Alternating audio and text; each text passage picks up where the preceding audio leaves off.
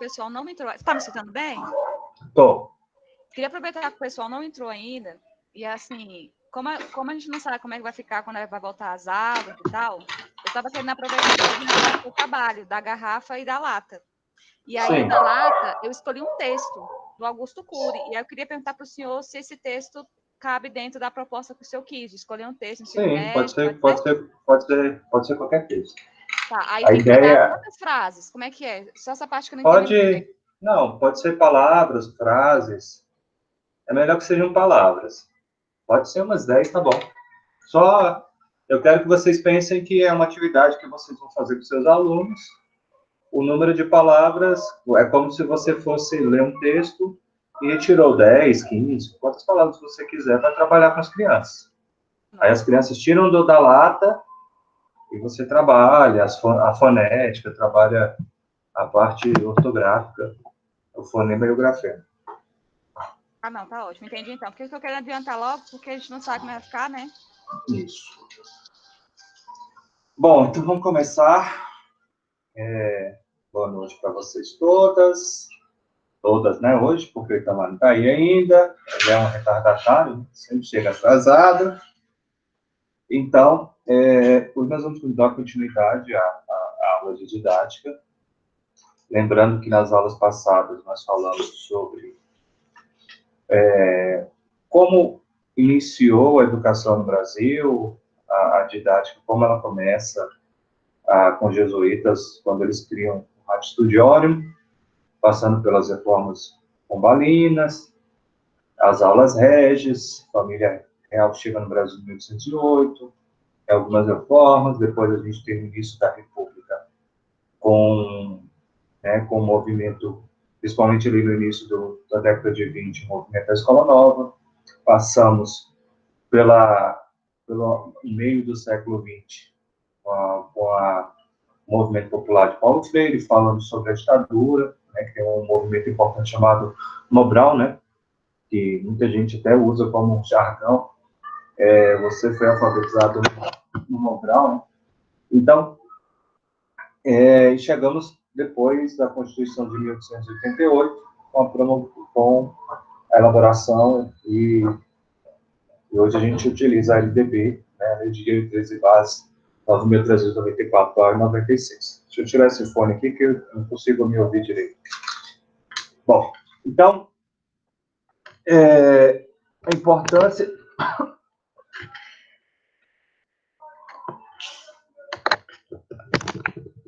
Então, a importância de tudo isso, né? Bom, nós estávamos falando sobre planejamento, avaliação e concepções pedagógicas. E as concepções pedagógicas, elas vão influenciar no seu planejamento também, quando você for fazer a sua avaliação. Falamos que planejamento ele acontece em 3 níveis. O planejamento da sua aula, ou do seu curso, né? Plano de aula ou plano de curso. Planejamento a nível da escola, principalmente no que tange ao projeto político-pedagógico, e falamos também sobre o planejamento a nível de secretaria, as políticas públicas que são, né, elaboradas para atender às necessidades daquela localidade, ou município, ou um estado, ou mesmo quando o Ministério da Educação faz alguma política, né, um planejamento para atender o Brasil com algum projeto. Então, esses são os 3 níveis de planejamento. Lembrando que nós vamos utilizar muito isso, vocês principalmente em outras disciplinas, vão ser pedidos muitos planos de aula, faz parte da formação pedagógica do pedagogo fazer muitos planos de aula, né? Vão apresentar muitos trabalhos e, geralmente, os professores pedem um plano de aula.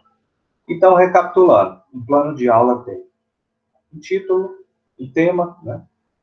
Um público-alvo, né? Quais alunos você vai trabalhar, se é com aluno da EJA, se é com aluno do ensino especial, se é com aluno uma aula de educação à distância. Então, você precisa conhecer, precisa saber todos as possibilidades que você, como pedagogo, vai poder trabalhar. Você vai poder dar aula, por exemplo, educação especial, eu vi vocês discutindo aí, Itamar, outras pessoas que querem trabalhar com ensino especial. Mas a habilitação de vocês como pedagogo vai ter tantas possibilidades que pode ser que um ano você trabalhe no ensino especial, no outro ano você pode trabalhar na EJA, um ano você está trabalhando com educação infantil, no outro ano você pode estar trabalhando com anos iniciais.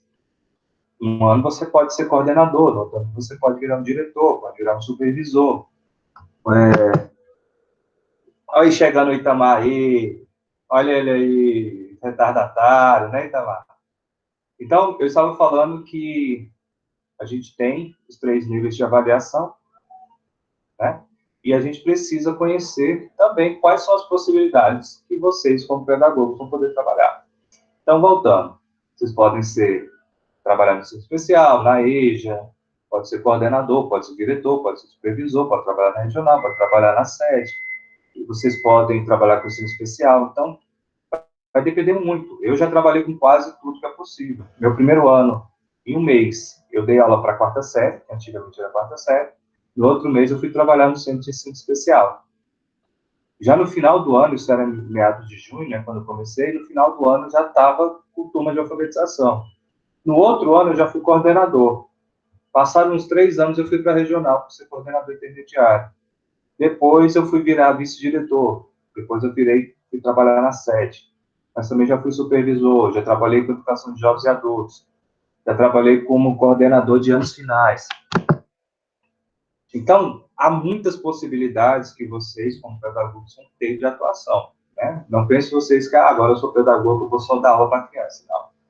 Tem muitas possibilidades. Nesses 15 anos que eu faço agora, dia 2 de junho, eu já trabalhei com muitas e muitas coisas. E antes também, eu trabalhei em uma instituição que era um centro assistencial, assim, a Canesp, que é aqui perto de casa, aqui no P6, e era um ensino privado, mas diferente. Eu tenho um pouco mais de 15 anos que sou professor. Então, vocês têm muitas possibilidades. E por isso a gente precisa conhecer como é organizada a educação no Brasil. A gente precisa primeiro saber que existem níveis e modalidades. Né? Nós temos o ensino regular, que é o que a maioria de nós estudamos, né? Que é composto por níveis. Que é a educação básica e o ensino superior. Educação básica formada pela educação infantil, pelo ensino fundamental e pelo ensino médio. A educação infantil se divide em 2 partes, de 0 a 3 anos a creche e de 4 e 5 anos a pré-escola, não tendo reprovação, etc. Já os anos iniciais, formados pelo 1º e 5º ano. Os anos finais, formados pelo 6º ao 9º ano. E o ensino médio, né, formado pelos 3 anos. Então, tudo isso compõe a educação básica. Além disso, nós temos a educação superior, onde você pode fazer uma graduação, e essa graduação você pode ser um licenciado, como vocês estão sendo pedagogos, serão licenciados, ou alguém, né, faz outro curso na área educacional, ou um bacharel, também você pode fazer uma graduação e virar um bacharel, ou em nível tecnólogo, né, como esses cursos que são um curso mais curto, e a pós-graduação, lato sensu, que é a especialização, estrito sensu, mestrado, doutorado e pós-graduação. Então, esses são os níveis, as possibilidades de níveis de atuação. Né? Lembrando que o pedagogo ele vai trabalhar com educação infantil e anos iniciais. Esses são os níveis que o pedagogo trabalha. Ah, professor, eu posso dar aula para o estudante? Pode. Você precisa, no mínimo, como pré-requisito, ser especialista. Pela lei, né, diz que o quadro dos professores das universidades deve ser, no mínimo, 50% formado por mestres e doutores. Porém, há possibilidade de especialistas também serem professores. Ok? Além disso, a gente tem as modalidades. O que são as modalidades? São formatos. Além do ensino regular, cara, todo dia na minha aula tem esse cara por esse som aí, como é que pode? A gente não tem noção mesmo. Professor! Bom, então nós temos as modalidades de ensino. Quais são elas? São vários formatos que vocês vão poder atuar. Educação de jovens e adultos, ensino especial, educação profissional, na educação indígena, na educação quilombola, na educação à distância, que hoje nunca se falou tanto, né, sobre educação à distância. Eu vou dar uma aula, talvez acho que a aula que vem eu vou falar um pouquinho sobre metodologias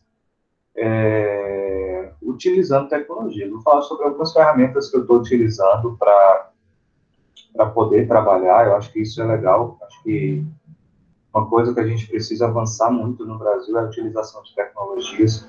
Por isso que eu acho que vocês, professores, futuros professores, devem meter a cara e aprender sem medo. Ah, professor, não sei. Estuda. Ah, eu não sei usar o Google Sala de Aula. Eu posso passar alguns links de vídeos ensinando. Ah, eu quero aprender a fazer, por exemplo, esses dias eu aprendi a usar o Photoshop, que é um aplicativo que você faz uma animação como uns desenhos, como se você criasse um desenho próprio para poder dar aula, passar informação ou fazer o que você quiser. Então, tem muitas ferramentas com utilização da tecnologia. Então, a educação à distância, hoje, ela ganha um novo aspecto. E a gente precisa superar... Está muito barulho, né, gente? Acho que eu vou trocar. Vou pro quarto de novo. É impossível dar aula aqui.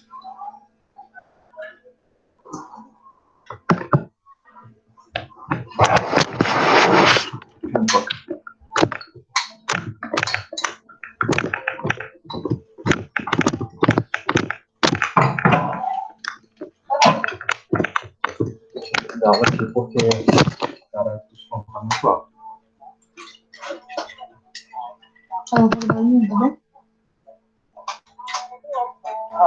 Professor, Bom, então, continuando, estão ouvindo? Tranquilo? Estão ouvindo aí? sim. Oi. Ah, tá baixo. Sim, professor. Tá dando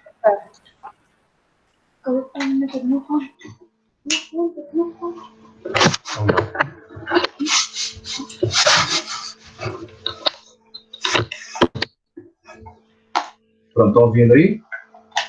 Sim. Tranquilo? Tá. Então, continuando.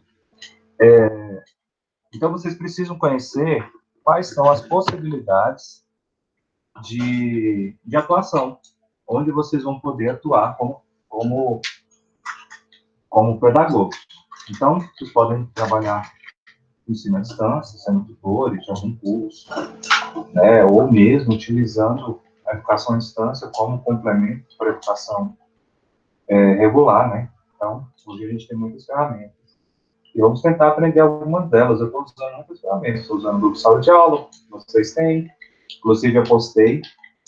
Quero que, assim que acabar essa parte, essa administração por mim feita agora, vocês, por favor, leiam os textos. Postei vários textos legais, um falando o que é o projeto político pedagógico, outro falando sobre planejamento educacional e outro falando sobre avaliação, principalmente falando sobre avaliação formativa. E existe um exercício valendo um ponto, quero que todos façam. Vocês vão fazer digitado bonitinho e eu vou deixar o e-mail para vocês me mandarem. Tá? Esse vai ser mandado por e-mail. 10 perguntas de marcar X, valendo um ponto, sobre avaliação formativa. Ok?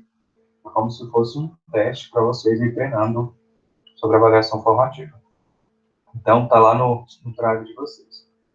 Então, gente, conheçam a Organização da Educação do Brasil, saibam que todas essas áreas vocês vão poder atuar como pedagogo, a educação de jovens e adultos, a educação à distância, no ensino especial. Professor,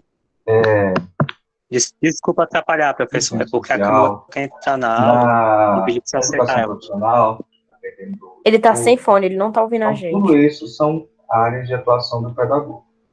E para isso, após conhecer a modalidade ou o nível que você está trabalhando, né, você precisa também conhecer quais são as características do plano que você está trabalhando. Por exemplo, se eu trabalho com aluno do 5º ano, eu tenho uma linguagem, eu tenho uma estratégia. Se eu Acho que não trabalho com aluno do escutando. 2º ano, eu uso uma linguagem, uma estratégia para aquela idade. Uma criança de 7 anos... Ele tirou o fone, galera. Uma criança de 10. Da mesma forma com a educação infantil, principalmente na pré-escola. Era bom ligar lá então. Não ligar na no celular creche, dele, não? a linguagem, o procedimento. Eu vou ligar lá para ele. Tá bom? Então, Conhecendo isso, a gente parte para a importância de planejarmos as nossas aulas em nível de sala de aula. Acho que ele não tá vendo E nada. após o planejamento, né, a gente vai utilizar muito os planos de aula e também as sequências didáticas, que já falei um pouquinho. A gente vai fazer alguma atividade de plano de aula, vou passar vou deixar um plano de aula para a gente fazer também. Itamar, liga lá, Itamar.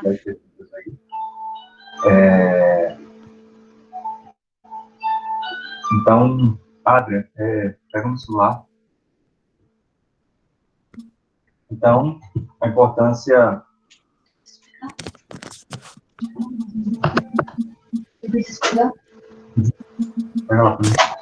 Então, a importância de fazermos o nosso planejamento, o nosso plano de aula, nossa sequência didática. Nós vamos passar, eu vou passar esses planos de aula para vocês, depois desse estudo inicial. E hoje nós vamos falar um pouquinho sobre avaliação formativa. Vocês já ouviram falar sobre avaliação formativa? Oi, Itamar, tá me ligando? Oi, Itamar.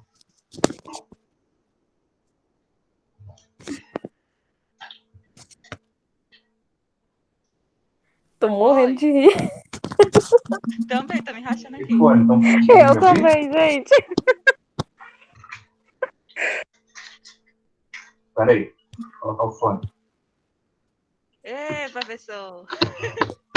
Pronto, agora tô ouvindo. Professor, só Falei, tá Itamar. difícil hoje, professor. Aê, professor, tá escutando? Aê. Tô. É porque ela tem o Vou fone. pedir pra você aceitar ela na aula aí, ó. O que foi? É porque a gente tava tentando falar com o senhor e o Oi. senhor tava sem fone. Aí você não conseguiu ouvir a gente. Ah, tá bom. Então fala.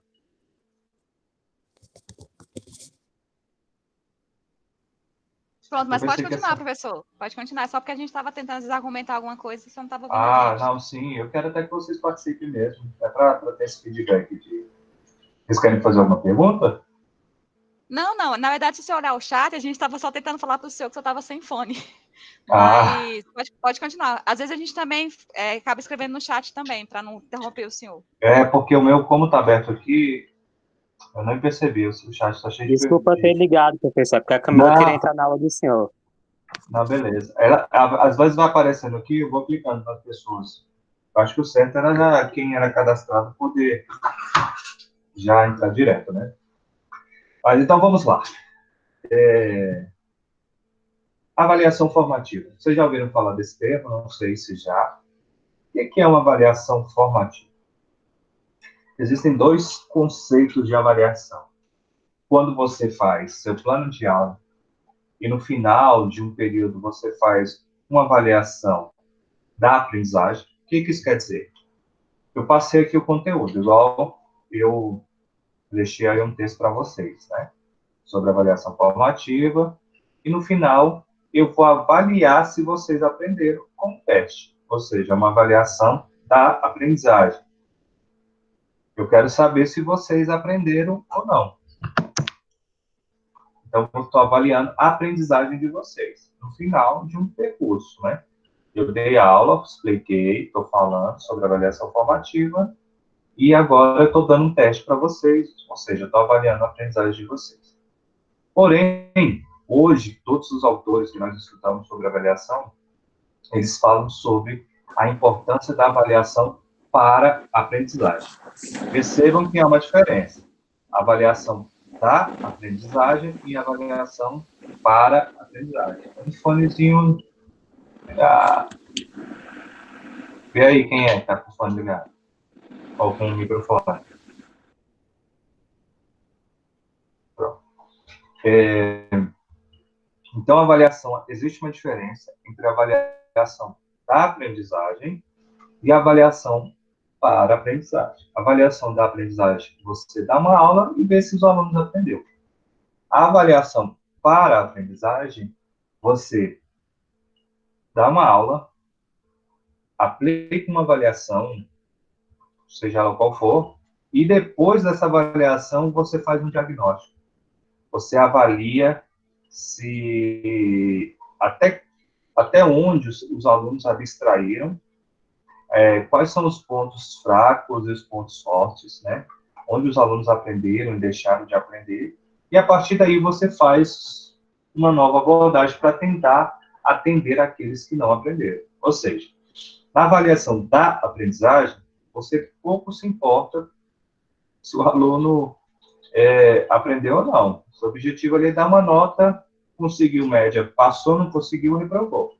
Já na avaliação para aprendizagem, você utiliza a avaliação como um diagnóstico para saber o que você vai preparar depois daquele diagnóstico. Ou seja, o que você vai intervir para que os alunos tenham uma aprendizagem. Beleza? Então, primeiro ponto, a diferença entre a avaliação da aprendizagem e a avaliação para a aprendizagem. Ok? Quando você avalia para alguém aprender, você avalia, dá uma aula, faz outra avaliação, vê aonde precisa melhorar e vai melhorando. Tanto a sua aula como análise do que o aluno não aprendeu ou não. Ok? Então, assim sendo, nós vamos falar sobre avaliação formativa. O conceito de avaliação para aprendizagem é um conceito de avaliação formativa. Ela precisa ocorrer de forma constante. Na cabeça de muitos professores que ainda têm esse estigma tradicional, a avaliação se resume à prova. Fazer uma avaliação é dar uma prova. Tem muitos professores que ainda pensam assim. Pode parecer algo arcaico, algo antigo, mas eu sei que muitas pessoas acreditam que a avaliação é uma prova. Nem sempre. Você pode avaliar de diferentes formas e você não precisa avaliar somente no final de um curso, ou no final de um semestre, ou no final do bimestre. Você deve avaliar durante todo o processo, é isso que nós chamamos de avaliação formativa. Então, como começa o processo? Você chega no início do ano, na sua sala de aula, você vai fazer um diagnóstico, né? Uma diagnose de como é a sua sala de aula, quantos alunos tem, quais são os alunos que estão aptos, né, naquela série, quais são os alunos que estão aquele ano, quais são os alunos que estão defasados. Tudo isso é uma espécie de diagnóstico, avaliar até que ponto, qual é a bagagem dos alunos que eles têm, né, antes de iniciar um percurso. Antes de iniciar esse percurso, tá? Então, a gente parte do diagnóstico. E um bom professor, ele vai sempre fazer avaliações das aprendizagens durante o percurso. E é muito importante eu frisar que a gente pode usar diversas estratégias como forma de avaliar. Eu posso usar portfólio, eu posso usar autoavaliação, eu posso usar testes, eu posso usar provas. Por exemplo, eu quero avaliar se meu aluno aprendeu a ler. É muito difícil você dar uma prova de marcar X e saber se o aluno aprendeu ou não ler. Ele pode chutar e acertar. Ele pode só se equivocar na hora de marcar e marcar errado. Porém, ele sabe ler. Então, qual seria uma boa forma de avaliar? Por exemplo, no início do ano, eu faço uma filmagem. O meu aluno, ou faço um registro, né, uma folha qualquer, de como era. O meu aluno não sabe ler. Passado 3 meses, faço outra avaliação e falar, esse aluno agora já lê silabado, eu posso fazer uma filmagem, posso fazer uma anotação no meu caderno, ou seja, várias formas de se fazer esse registro. E a avaliação, quando a gente utiliza para melhorar a aprendizagem dos nossos alunos, ela precisa ser feita quase que diariamente, né? Porque você sempre vai estar tentando buscar formas para que os alunos aprendam.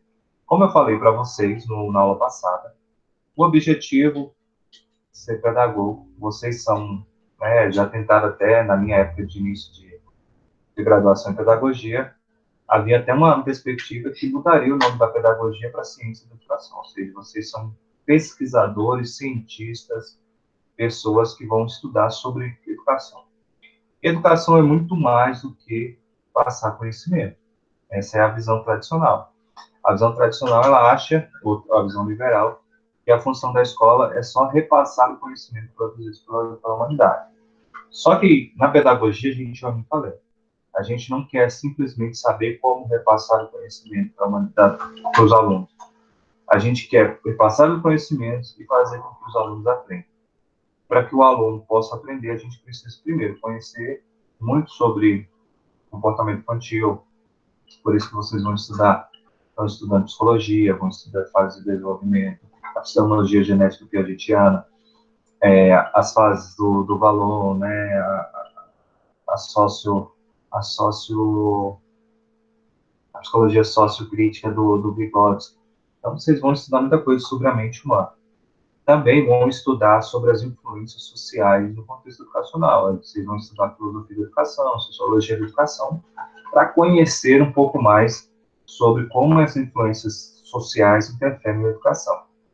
Além disso, vocês estão estudando didática, vão ter metodologias, vão ter estágios supervisionados, tudo isso para melhorar as metodologias que vocês vão adquirindo, vão melhorando, né, para melhorando a prática pedagógica de vocês, aprendendo sobre metodologias.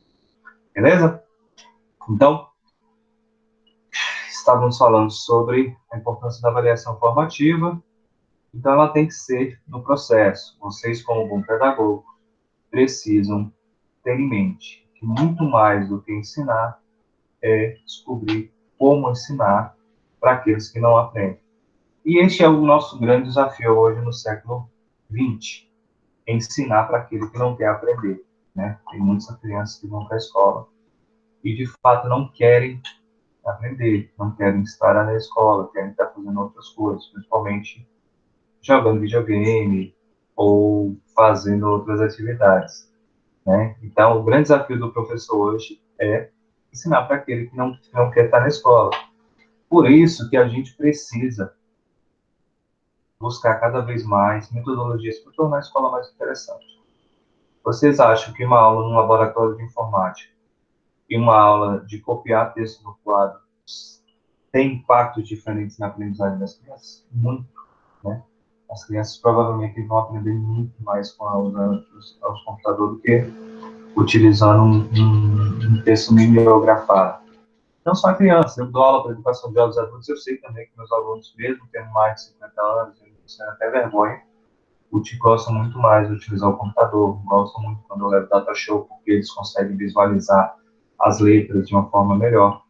Então, a gente precisa entender essa importância da motivação e como tornar as nossas aulas mais atrativas, né? E para aí, a importância também de se avaliar sempre no processo e, através desse diagnóstico, a gente buscar novas formas para que esses alunos aprendam. Dúvidas? Um de cada vez, sem bagunça. Vai. Sem brigar. Dormiram? Não dormiram? Todo mundo dormiu? Não, professor, tô acordada ainda. Você estava falando, hein, professor? Sim. Avaliação da aprendizagem e avaliação para a aprendizagem, né? Então, essa da aprendizagem, assim como você estava falando, assim como tem professor, né, que vai mais pela nota, para passar nota, tem aluno que já viciou também em estudar só para passar, só para ter aquela nota, né, conta os pontinhos certinho, que dá para passar e pronto.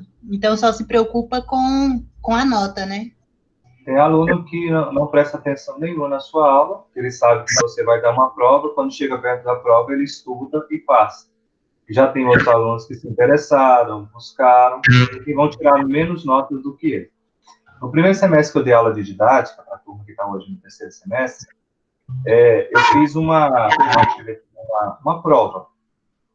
E como é que foi essa prova? Olha que interessante, foi muito engraçado. Ainda tem o microfone ligado.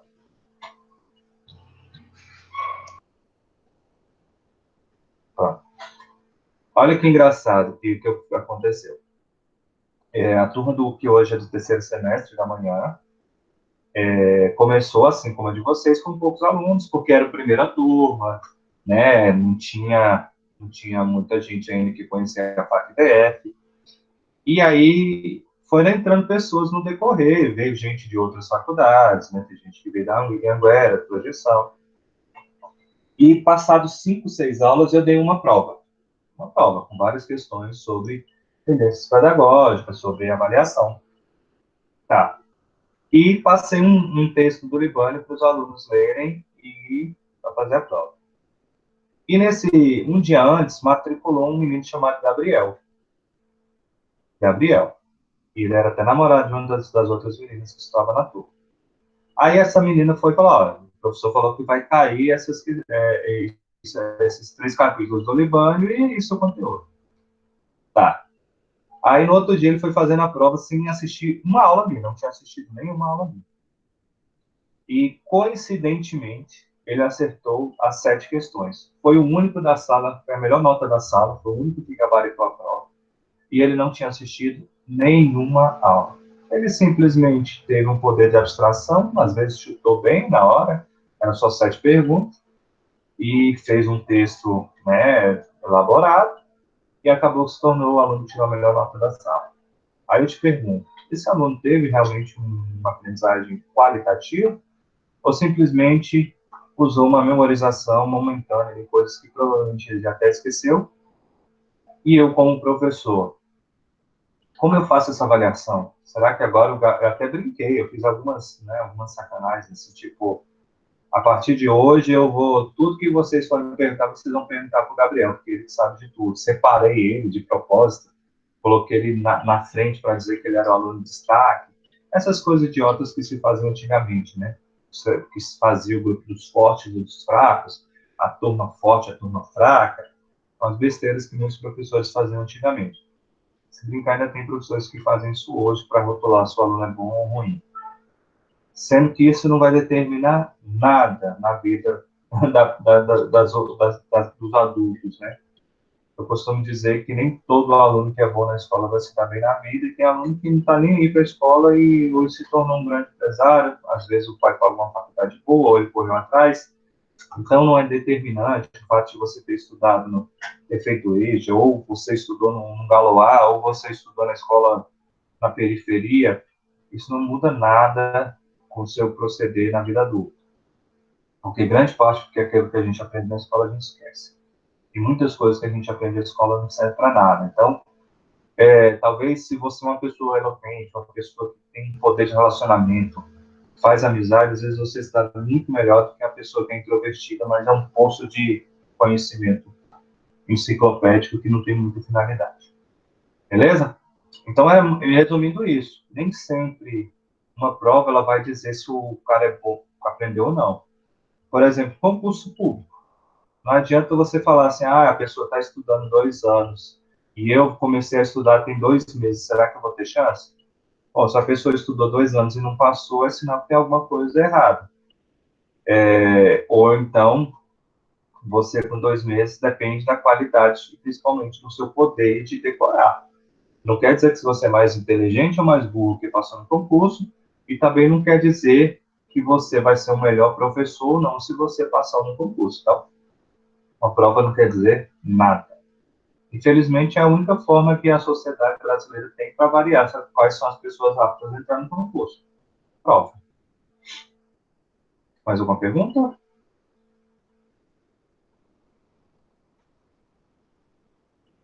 Professor, então, quando a gente fala em nota, é distinto quando a gente fala do que realmente se aprendeu. Mas, no que é aceito hoje pela escola, a nota é significativa, né? O que você tira é significativo em relação à média. Se você tirar abaixo disso, você é reprovado. Então, não necessariamente Depende. A nota, ou depende? Depende.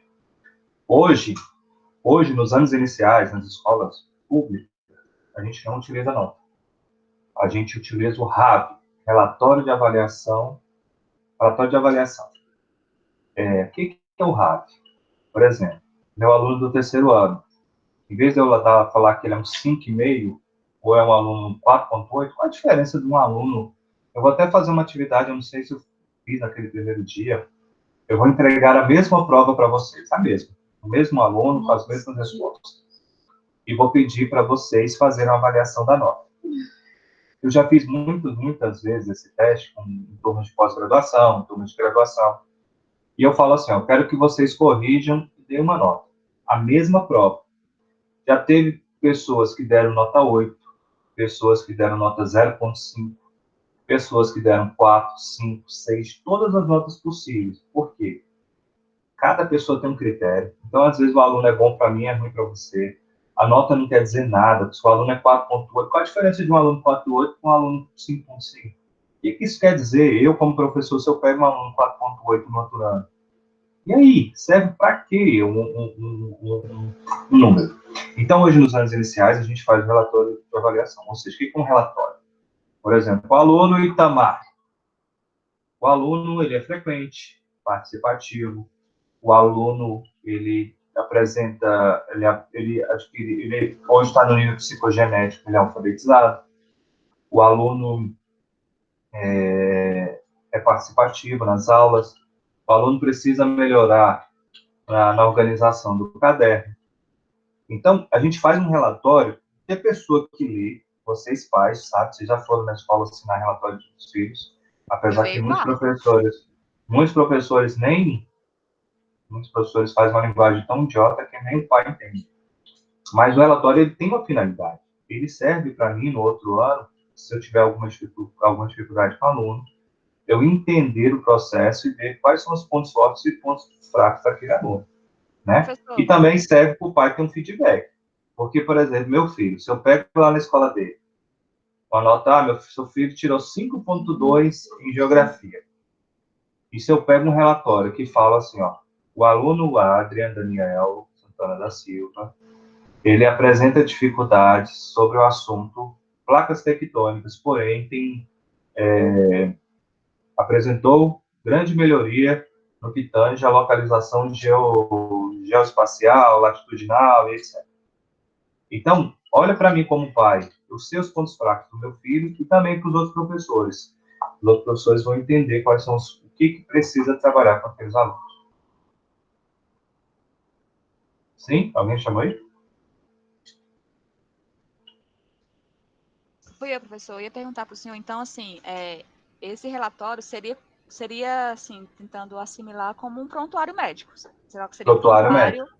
mais ou menos isso, que segue a criança. E aí, quando que se começa, então, dar nota, no caso, as provas, que série que começaria a dar as notas? Hoje no 6º ano, mas há já um processo para que não mais haja nota. Existe hoje menção. O que é a menção? Menção, em vez de eu falar assim, você é um aluno 7, você é um aluno 8, eu falo que você está apto, ou você não está apto, ou precisa, por exemplo, eu falo assim, para vocês terminam o curso de didática.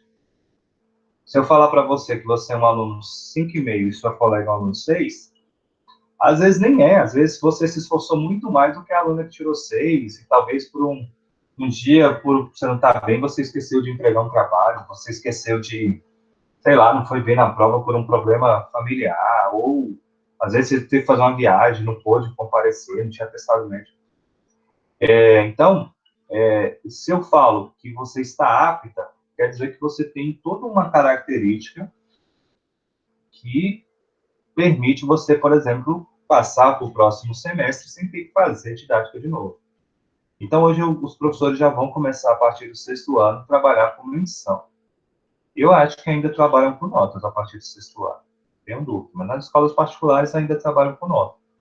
Mas nas escolas públicas não, a gente já trabalha com relatório. Aí a menção também, porque só reprova no final do 3º ano e no final do 5º ano, né? Então, o aluno chegou no final do 3º ano, você diz que ele está apto ou não está apto para ir para o quarto ano. É assim que funciona, beleza? Então, a menção é apto e não apto. E do 5º ano para o 6º, a mesma coisa. Você diz que o aluno está apto ou não apto para ir para o 5º ano. É assim que funciona.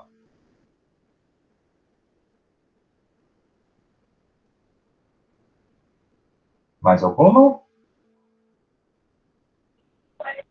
Professor, Sim. como é que eu devo elaborar uma avaliação de aprendizagem? Bom, aí a avaliação de aprendizagem, você pode usar várias estratégias. Por exemplo, depende muito do que você quer do que você quer avaliar. Primeira coisa, você tem que fugir desses clichês de professor. Por exemplo, eu dou um texto, pergunto qual é o autor, quantas linhas tem o texto e blá, blá, blá, blá, blá, blá. Você precisa fazer uma avaliação mais inteligente, mais elaborada, principalmente de acordo com os seus objetivos. Se o seu objetivo lá no plano de aula é ensinar consciência fonológica, ensinar, né, aprender diversas coisas, e você dá uma prova que não tem nada a ver com seus objetivos, quanto muitos professores já fizeram isso, vocês já tiveram professores assim. Sei lá, você teve aula de matemática, você aprendeu uma coisa, e quando foi fazer a prova, era uma coisa totalmente diferente. O professor provavelmente copiou a prova de um colega e entregou a mesma prova para vocês e não tinha nada a ver com o que ele deu aula. Aconteceu isso na minha graduação, agora eu fazia odontologia, e eu tive aula de fisiologia e na hora da prova não tinha nada a ver. A gente estudou uma coisa e caiu outra coisa totalmente diferente. Por quê? A mesma prova era para os alunos da manhã, para os alunos da tarde. Só um minuto. Eu estou dando aula aqui, daqui a pouquinho você me liga de novo. Beleza. Não, beleza. Daqui a pouquinho, uns 20 minutinhos. Então é isso. Você pode usar várias estratégias. Você pode usar prova, você pode usar relatórios, você pode usar vídeos, vocês podem usar portfólio, né? Qualquer instrumento que você quiser para fazer avaliação, né? O importante é que você faça isso diariamente. Por exemplo, eu estou dando aula aqui, faço uma pergunta. Pela sua resposta, pelas respostas que vocês deram, eu já consigo ter um feedback bacana. Pô, vocês estão prestando bastante atenção, vocês pegaram. Uma coisa que eu senti falta, lá no YouTube, muitas pessoas não assistiram às aulas, e tem poucas visualizações. Então, quem não assistiu às aulas, assista, está lá no YouTube, já deixei aí o link várias vezes no grupo, com o Itamar, então assista. Mas perceba, eu estou fazendo uma avaliação. Pela resposta que vocês deram, eu consigo perceber, olha, as alunas aprenderam. Elas deram a resposta certinha do que eu estou falando. Entendi, tá bom. Professor, como é que é feita a avaliação de pessoas que tem algum problema de aprendizado? Bom, as pessoas que têm alguma dificuldade de aprendizagem, percebam, existem dois conceitos. O aluno com alguma deficiência e aluno com dificuldade de aprendizagem. E tudo isso envolve questões, às vezes, genéticas, psicológicas. Então, você, quando é professor, no passar do tempo, você vai conseguir identificar os alunos que eles apresentam uma dificuldade diferente dos outros, uma dificuldade maior. E hoje, na Secretaria de Educação, existe uma equipe específica para fazer essa avaliação, formada por psicólogos, pedagogos. Às vezes, esse psicólogo vai encaminhar para o neurologista. Então, se você tem um aluno lá no segundo ano, ou no terceiro ano, que não sabe as vogais ainda, você fala, pô, mas os alunos todo dia já estão escrevendo texto, e meu aluno não sabe as vogais, pô, eu preciso mandar esse aluno para ser avaliado. Aí o aluno é avaliado por essa equipe multiprofissional, e aí pode sair ou não um laudo, às vezes ele pode ser deficiente intelectual, ele pode ter dislexia, disfonia, disgrafia, calculia, ele pode ser DEPAC, ele pode ser TDAH. Então, existem muitas coisas que vocês vão estudar provavelmente na aula de ensino especial, né, que interferem na aprendizagem dessas crianças. E também existem outros problemas. Às vezes o aluno está com fome, às vezes o aluno tem problema de vista. Quantos alunos que tem na rede que eles não conseguem enxergar o quadro direito e às vezes o professor nem percebe, né, porque é um problema de vista. Mas, respondendo a sua pergunta, existe uma equipe específica para fazer essa avaliação quando o aluno tem alguma dificuldade de aprendizagem severa, que você percebe. Nossa, esse aluno não é igual aos outros. Porque tem aluno que tem dificuldade mesmo de se alfabetizar, de aprender, é lento, o ritmo dele não é, mas às vezes você vai passando a atividade e ele aprende. Não tem nenhum problema neurológico. Mas já tem crianças que tem. E é um número até bom.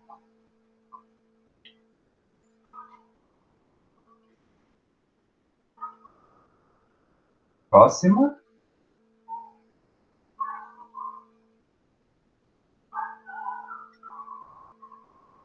Acabou as perguntas? Acabaram. Professor, o senhor está Então, ensinando a fazer relatório de aluno, no caso? o relatório, depois eu posso mostrar para vocês como é que é um relatório. Seria legal eu mostrar para vocês, deixar um modelo para vocês verem. Mas o relatório, ele é descritivo. Tem lá o campo, você coloca o cabeçalho com o nome dos alunos, blá, blá, blá, e você faz a descrição mesmo, um texto descritivo. O aluno é isso, apresenta isso. Você nunca pode usar os verbos é. Por exemplo, o Itamar é fraco. Você nunca pode falar isso. Você tem que usar assim. O aluno mostrou uma lentidão não habitual para a realização das tarefas. Entendeu? Você tem que já usar uma linguagem momentânea. Você nunca pode dizer que o aluno é. Você diz que ele se mostrou, ele apresenta tais comportamentos. Porque quando você diz que ele é sinal que você nunca vai conseguir fazer com que ele mude, porque se ele é. Beleza? Beleza. Mas eu posso mostrar para vocês, ó, Itamar, como é que é um relatório, pegar um exemplo. Eu vou mostrar um PPT para vocês, vou mostrar um Eu relatório. acho que seria bom, saber por quê, professor? Eu acho que seria bom porque é bom que a gente, quando fizer relatório dentro de escola, não tem ninguém falando assim, não, refaz relatório, não sei o quê. Você mostrando como é que é um relatório na isso é prática, a gente importante, vai saber como lidar isso nessa é importante mesmo, porque chega muito professor em escola que não sabe fazer um relatório e não sabe preencher um diário, isso é verdade.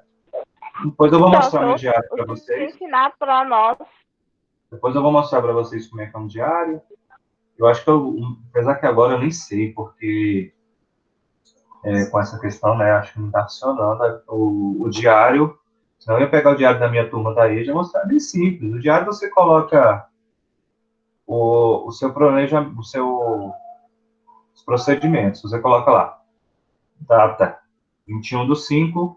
Hoje nós vamos trabalhar avaliação, os 3 níveis da avaliação, revisar planejamento e analisar os principais pontos do projeto político pedagógico. Esse aí é o procedimento. Depois você vai colocar as presenças, né?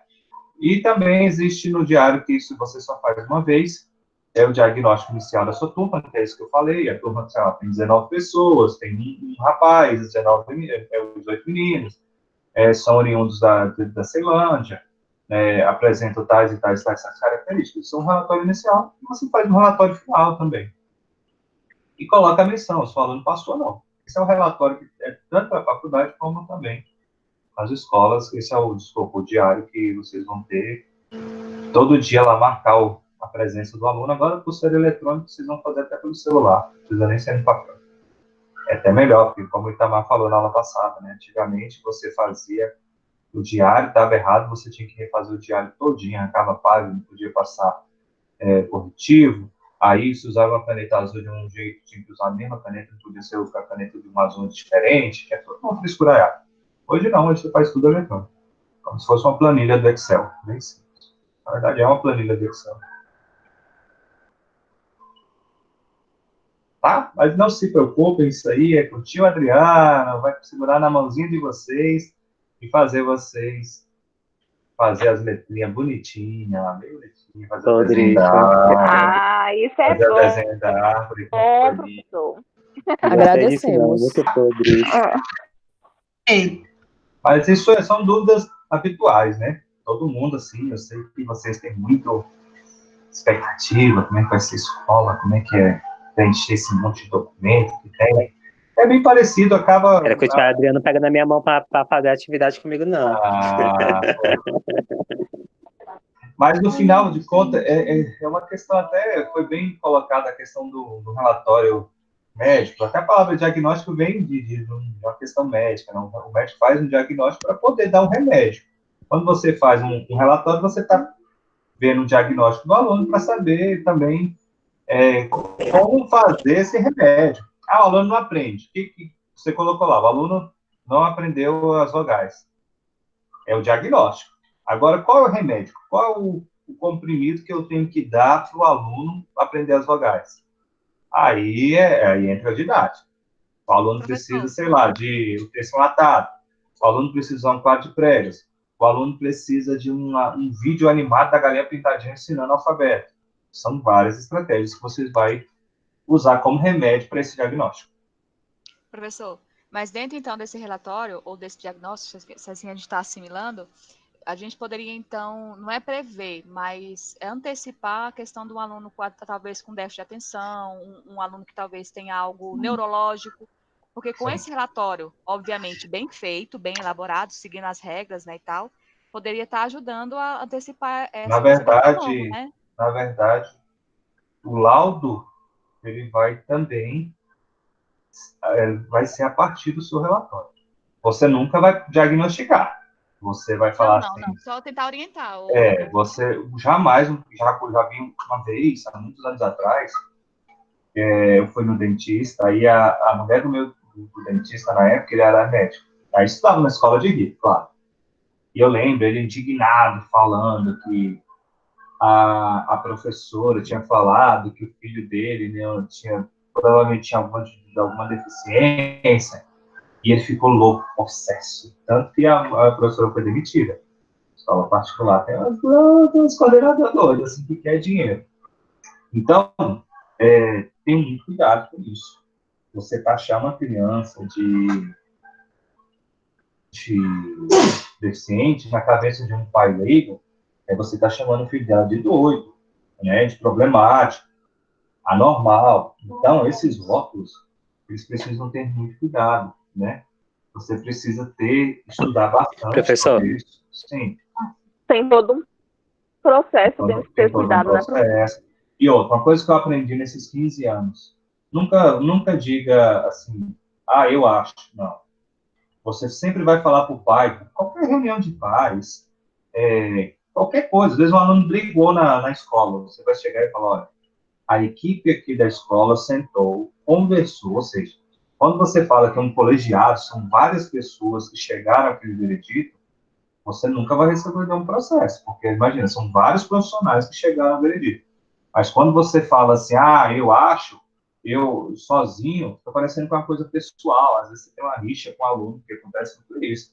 Aí o pai, não, mas o professor está perseguindo o meu filho. Não, por isso sempre fala, o colegiado reúne vários professores, com a psicóloga, com a orientadora educacional, com a pedagoga, com a diretora, com a coordenação, e a gente acha que seu filho apresenta uma dificuldade maior e por isso a gente vai pedir para a senhora levar no neurologista ou fazer uma avaliação psicológica.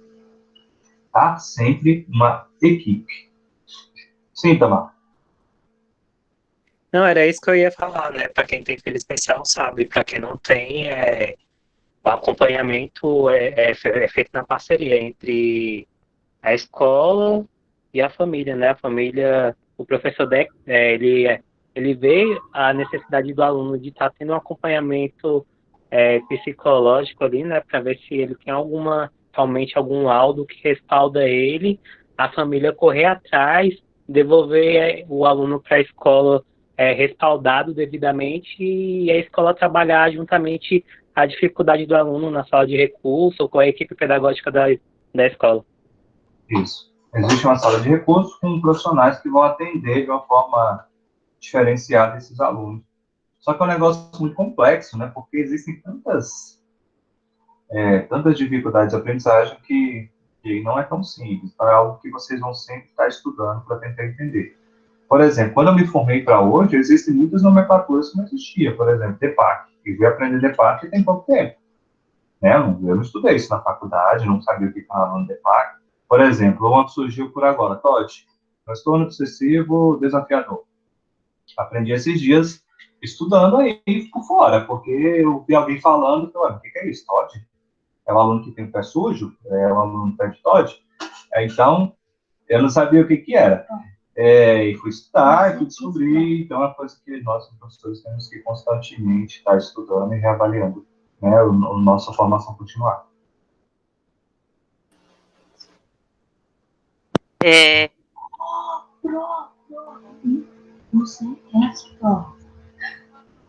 Tá baixinho. Alô? Tá dando para ouvir? Agora tá. Porque, assim, onde eu trabalhei na creche, lá já tinha um formulário para todas as crianças. As crianças que entravam lá, eles tinham que falar se tinha algum problema de saúde, se poderia comer qualquer alimento. Era uma regra da creche. Então, assim, praticamente, quando a gente estava na sala de aula, essas crianças já tinham um formulário na porta da sala, já falando de cada uma dessas crianças. E, inclusive, tem a nutricionista, que é aquela criança que não pode comer doce, vamos supor, né? E aí já tinha aquela regra, né? A professora conversava com todo mundo na sala de aula, principalmente com as monitoras, né? E já explicava tudo. A situação também do banho, da pele, né? Essas coisas assim. E era igual o senhor está falando, a gente não pode jamais falar que a criança é deficiente, né? E nada disso, não. Mostrar na sala de aula que aquela criança tem que ter uma regra para ela, né, que é especial, né, e aí a gente tinha toda aquela coordenação, já vinha da direção até a sala de aula. Eu achava até importante isso. É importante isso. Ou seja, um relatório, nesse caso, um relatório alimentar, médico, é um relatório. Isso. E além já disso, vinha deles mesmo lá, né? Que não poderia ser a gente fazer, não. Teria que vir, por exemplo, não tem algum problema, né? Aí teria que comprovar, né, trazer o laudo do médico, né? Para comprovar tudo aquilo dali, né? Teve um caso que foi até complicado, porque a menina que eu estava na sala de aula, ela chorava o tempo todo. Ela quase perdeu a vaga, porque ela não parava de chorar. E aí, na sala de aula, a gente foi contornando, e graças a Deus deu tudo certo, mas jamais a gente poderia dizer que ela teria algum problema. Não, jamais. E é uma coisa que você tem que tomar cuidado, jamais, porque tem muito pai que fala assim, ó, meu filho tá tomando remédio de 4 em 4 horas, tem como você dar para ele? Nunca façam isso. Vocês não são médicos. Se acontecer não sou médico. Qualquer efeito colateral, o pai querer te responsabilizar, imagina, você está administrando uma droga, você não é médico, você não é enfermeiro, você não é técnico de enfermagem. Não pode. Então não façam isso, tá? Nunca nem se o pai pedir, nem se autorizar, não façam isso. Se o aluno está doente, não vai para a escola. Mas o aluno vai perder. São 25% de falta, o aluno tem direito a 51 dias letivos. Ou seja, não vai ser um dia que o aluno vai saber mais ou vai saber menos. Tá? Então, não pode. Não poderia, teria que ter atestado médico. A mãe não poderia levar para a creche. Professor. Sim. Tipo, vamos supor, passa uma criança, por exemplo, passa mal, que seja especial. Aí tem que ligar para o responsável para encontrar até o hospital ou eles têm que buscar a criança? Já aconteceu comigo quando eu era diretor, o aluno quebrou a perna na quadra. Aí, qual é a sua responsabilidade? Levar a criança para o hospital, né? Mas se você conseguir conversar com o pai e ele puder buscar, claro, os pais ficam área. Mesmo a gente sabendo que criança se machuca o tempo todo na rua e etc. Mas o menino estava jogando bola, chocou com outro menino, caiu e quebrou a perna. Aí o pai fica louco, né? Então, o que você vai fazer? Tem como você segurar o menino na hora que ele está jogando bola? E tem que praticar esporte, senão vai virar uma pessoa super sedentária. Aí o pai encontrou no hospital, com aquela cara de né, cara fechada, né? E aí ele é responsável pela criança, né? A gente é responsável por dentro da escola, mas fora da escola. Uma coisa que já aconteceu, que eu morri de rir. 18 horas batia o sinal lá da escola para o diretor, e muitas crianças ficavam esperando o pai, às vezes meia hora, uma hora e meia, ficava revoltado, porque eu só podia ir embora depois disso. E aí, um dia eu fui chamar a atenção do pai, da mãe, ela falou, não, mas isso é responsabilidade de vocês, responsabilidade de vocês, até o aluno chegar na minha casa. Ou seja, se o aluno sair da escola e acontecer qualquer problema, alguns pais acreditam que é culpa da escola. Já pensou? Como tem pai que é sem noção? Imagina, igual acontece aqui. O aluno estuda em Braslândia e mora em Padre Lúcio, que é 15 quilômetros de Braslândia, já é no Goiás. Então, se acontecer um problema no ônibus, acontecer qualquer coisa, eu vou me responsabilizar pela opção do pai de querer que o aluno faça uma viagem interestadual, sendo que tem uma escola no Paraná super arrumadinha, e o pai prefere que ele seja matriculado em Brasília? Não, né, gente? Então, tem muito pai sem noção.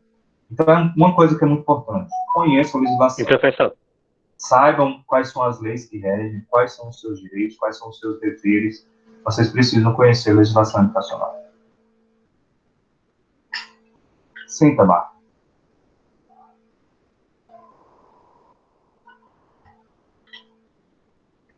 Tamarzinho. Professor, Ui. o aluno, ele passa a ser nossa responsabilidade assim que ele passa o portão da escola, certo? Claro. Imagina, você chega na escola às 7h30 e tem... outra coisa que aconteceu. Você vê que é umas coisas loucas, né? Eu trabalhava na escola de zona rural, lá na Méxigas, que fica a uns 25 anos de Brasília. E por ser zona rural, o ônibus deixava os alunos 7 horas e a aula começa às 7h30.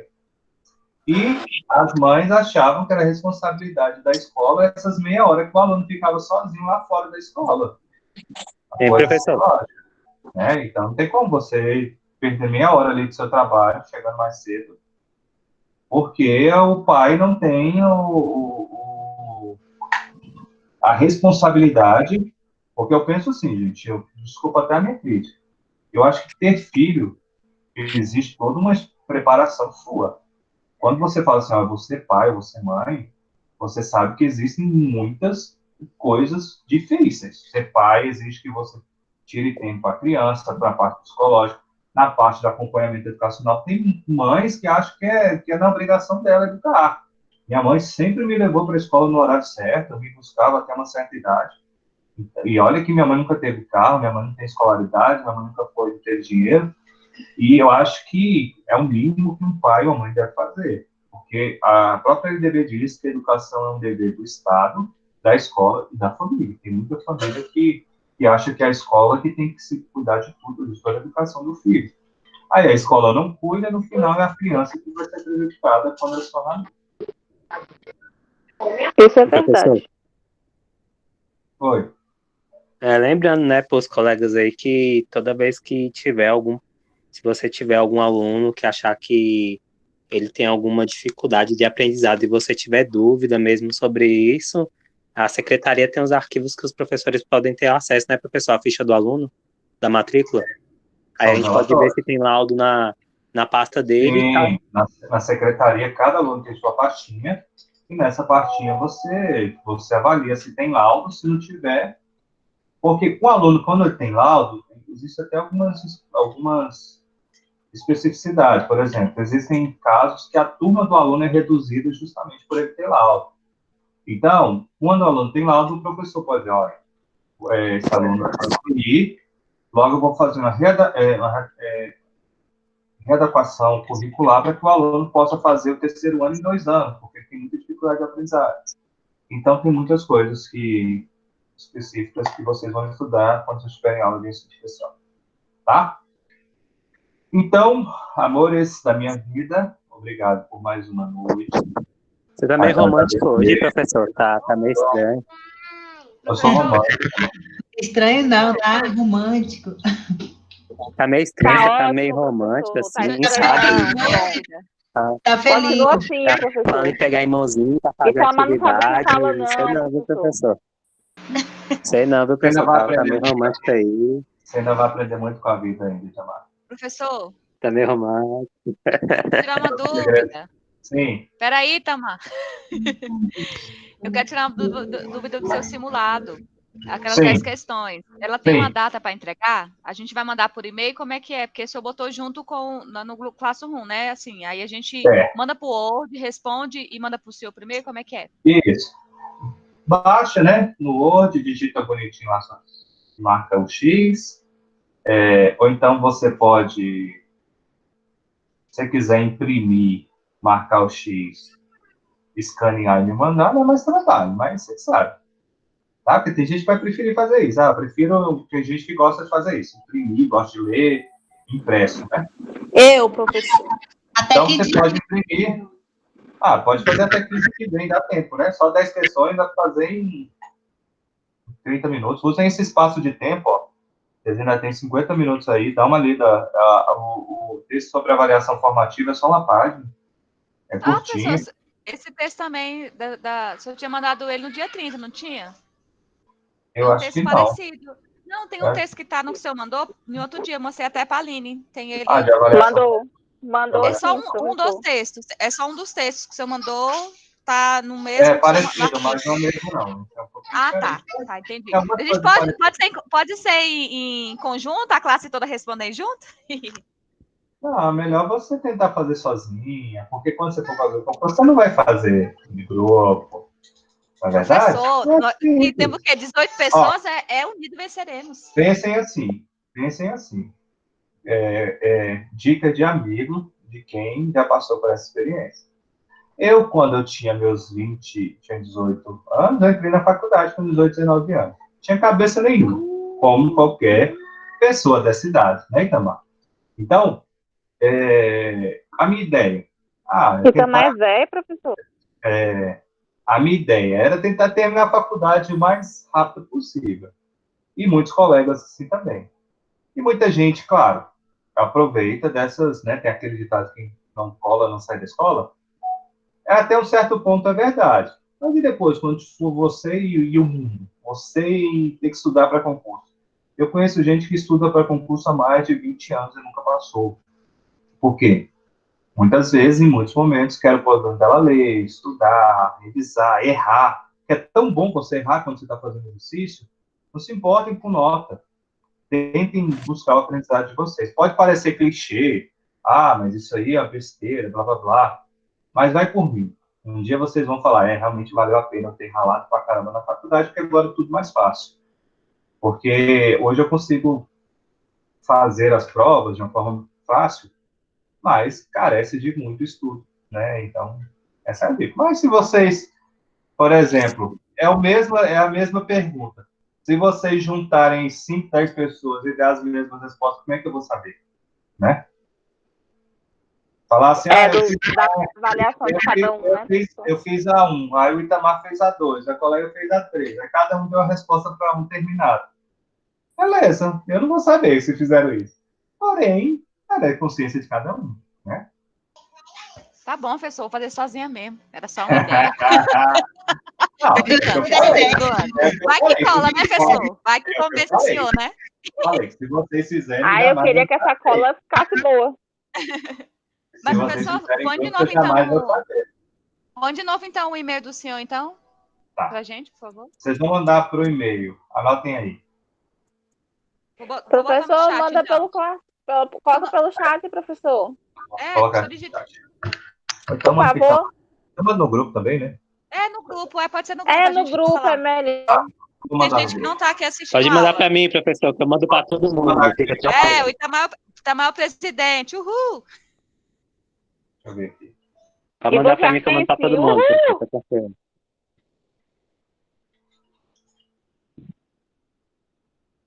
Pronto, mandei aí, Itamar. Tá mandado, eu vou mandar para eles agora. Bom, então, gente, beijo para vocês. Façam os deverzinhos, façam o dever de casa, bonitinhas. E a gente se vê quinta-feira que vem. Itamar, amanhã eu vou ter 2 reuniões, cara. Infelizmente. Senhor? A gente tinha marcado a reposição da aula. Será que não tem como ser segunda-feira à tarde, não? Não! Como é que é a história? Você tem 2 reuniões, acabou. Eu trabalho.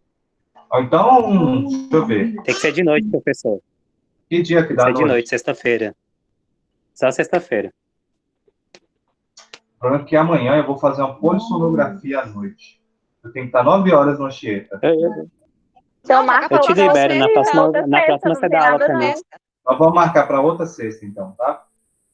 É porque você fica devendo uma pra gente, vago. Tá, então a gente marca para dia 28 a aula normal e dia 29 é a nossa reposição, beleza? Eu até queria nessa sexta, mas... Quando a aula voltar, você paga o lanche, viu? Pode deixar. Vou pegar aquele salgado que tem perto da faculdade. Não, tem a menina agora que vende lanche, é mesmo, à noite tem.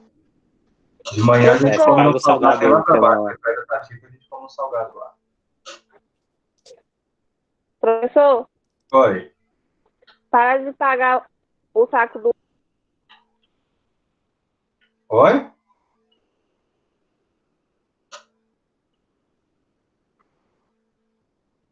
Hoje tá difícil, tá travando muito.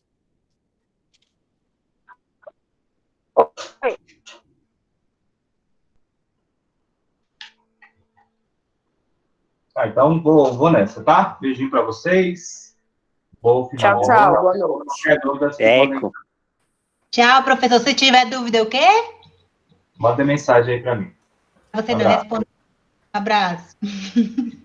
Obrigada pela aula, professor. Professor, a orientação da atividade está na plataforma, né? Tá. É só ler os textos e fazer o exercício, tá? Beijo. Beleza, valeu, professor. Tchau, tchau. Tchau. Aperto de mão, professor, valeu.